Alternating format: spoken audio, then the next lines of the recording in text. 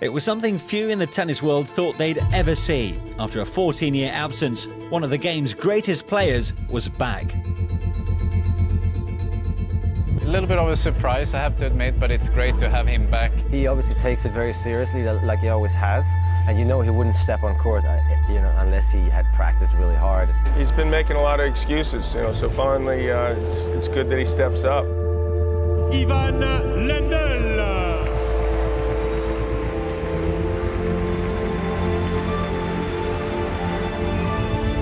I started feeling better and started hitting some tennis balls and thought it could be fun to play a few matches and see how I like it. And it always brings nice memories back, and it's good to see all my friends. After a retirement largely spent enjoying golf, Ivan Lendl is back, this time on the ATP Champions Tour. He's come a long way in his 50 years, a career that started in Ostrava, Czechoslovakia, where Lendl stood out as a unique talent, winning the boys' singles titles at both Wimbledon and the French Open. When Czechoslovakia was still together under a communist regime, that was the only way to get out and to see the world and so on. And a lot of parents were steering their kids towards sports because there was really not much you could do otherwise. And if you were good, you got a chance to travel and see the world, and the motivation was a big factor. As a professional, he spent 270 weeks as world #1. 94 singles titles and 8 Grand Slams cemented his name alongside the game's greats. Despite his phenomenal success, he remained an enigma, a player arguably much misunderstood.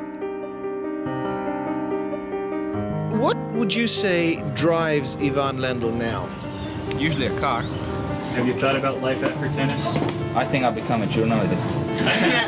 And you're planning a larger family? That's none of your business, correct? I think that part of the fun also, that you get used to, that people don't know really what you're thinking or what you like of the court, and when they start thinking, oh, well, he's like that, and I know it's not like that at all, it's pretty funny. On court, his focus and desire to win saw him become one of the first players to concentrate on fitness and diet to achieve results. You could say he ushered in a new kind of professionalism within the men's game. Well, I hate losing. So in order to win, you have to figure out what you need to do to improve so you can win if you're losing. And I think that's how it came around.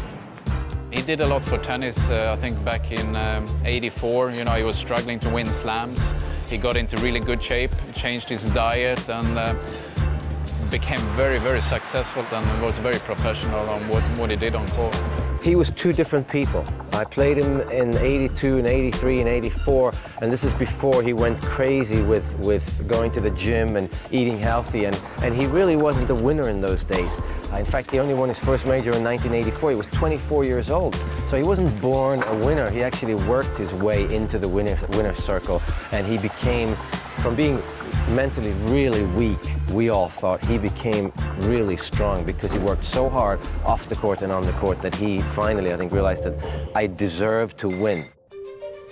Lendl's first Grand Slam win came in Paris in 1984 against John McEnroe. It would be the start of a bitter rivalry.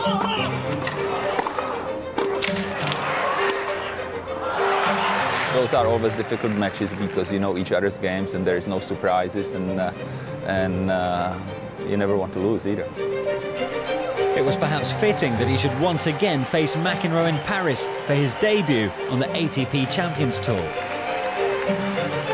It's been a long time. We had a heated rivalry, which should be exciting, but I'm definitely going for the jugular. Despite glimpses of the old Lendl, this time it would be McEnroe's day in Paris. Lendl forced to retire early through injury. It's clear his competitive edge is still alive and kicking, but for McEnroe, the years apart have given him a newfound respect for his old adversary.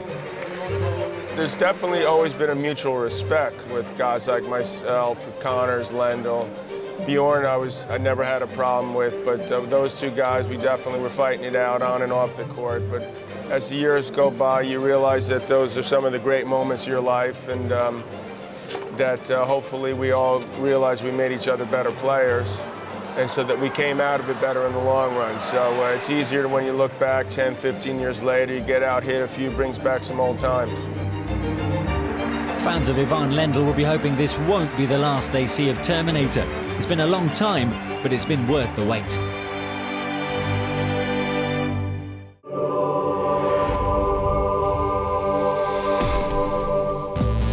Next week on ATP World Tour Uncovered, Igor Andreev takes us on a guided tour of his hometown Moscow as we get ready for the Kremlin Cup. And we get the inside track on the IF Stockholm Open from tennis stars turned tournament directors Jonas Bjorkman and Thomas Johansson.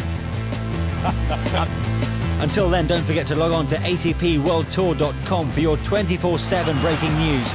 See you next week.